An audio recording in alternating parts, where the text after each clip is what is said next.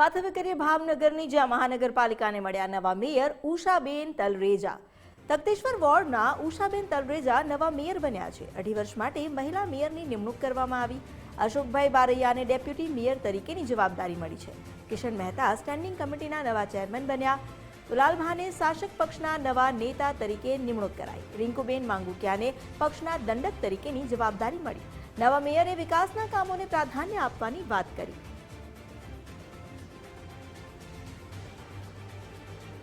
ભાવનગરને નવા જે મેયર છે તે મળ્યા છે। આપણી સાથે મેયર જોડાયા છે ઉષાબેન તલરેજા કે તેઓએ પદભાર જે છે તે હવે સંભાળશે।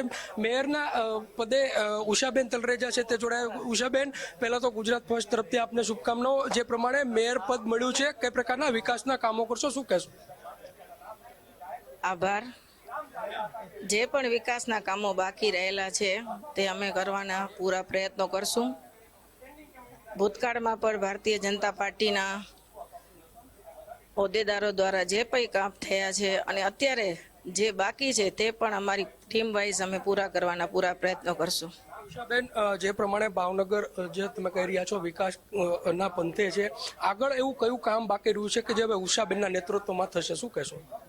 જે પણ વિકાસનું કામ બાકી હશે તે પૂરા કરવાના પૂરા પ્રયત્નો કરશું।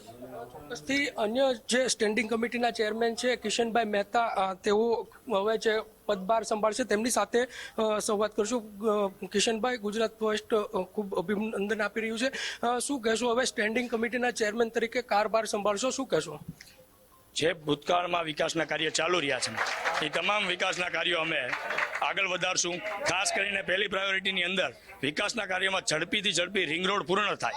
ફેઝ 2 જે માન્ય સરકાર દ્વારા આપણને મળ્યો છે ઓવરબ્રિજ બનાવવાનો, એ કામ પણ સંપૂર્ણ, અને અમારા એજન્ડામાં જે રિંગ રોડ ઉપર ઓવરબ્રિજ બનાવવાનો છે એ ઓવરબ્રિજ પણ વહેલી તકે બને અને ધરાયની જરૂરિયાત જે આજ સુધી અમે પૂરી કરતા હોઈએ છીએ, મેક્સિમમ વધારેમાં વધારે સુખાકારી વધે, પ્રજાના હિતમાં કાર્ય થાય, એવા જ વિકાસ કાર્ય અમે કરવાના છે। કિશનભાઈ, કંસારો જે છે તે મહત્વનો મુદ્દો હોય છે, આને લઈને કઈ પ્રકારનો હવે વિકાસ થશે આગળ? કેમ કે જે પ્રમાણે કંસારા શુદ્ધિકરણના અલગ અલગ જે નામો આપવામાં આવ્યા છે તે માટે ડેવલપમેન્ટની જે વાત છે, પરંતુ ખરા અર્થમાં થયું નથી, એને કઈ રીતના જોવું? ઘણા અંશમાં કંસારાનું ડેવલપમેન્ટ થયું છે।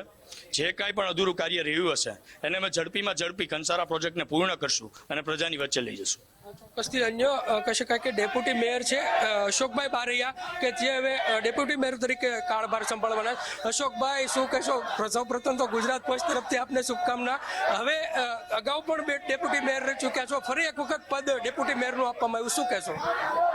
જ્યારે અમારે 5-5ની વરણી થઈ ત્યારે વિકાસની દોર તો ચાલી રહી છે ભારતીય જનતા પાર્ટીમાં, પણ જ્યારે ઉત્તમમાં ઉત્તમ ભાવનગરને આગળ ધપાવતા, જ્યારે અન્ય શહેરો પહેતા, જ્યારે આપણા ડ્રેનેજના કામો હોય કે પાણીની સમસ્યાનું પૂર્ણ જે કોઈ લોકોને સુવિધા મળતી હોય એને પહેલી પ્રાધાન્ય આપશું। જ્યારે સ્વચ્છતા માટેનું જ્યારે નરેન્દ્રભાઈની નેમ છે એ પણ એને આગળ વધારશું। જ્યારે અમુક કામો બાકી છે પણ એને આગળ ધપાવશું।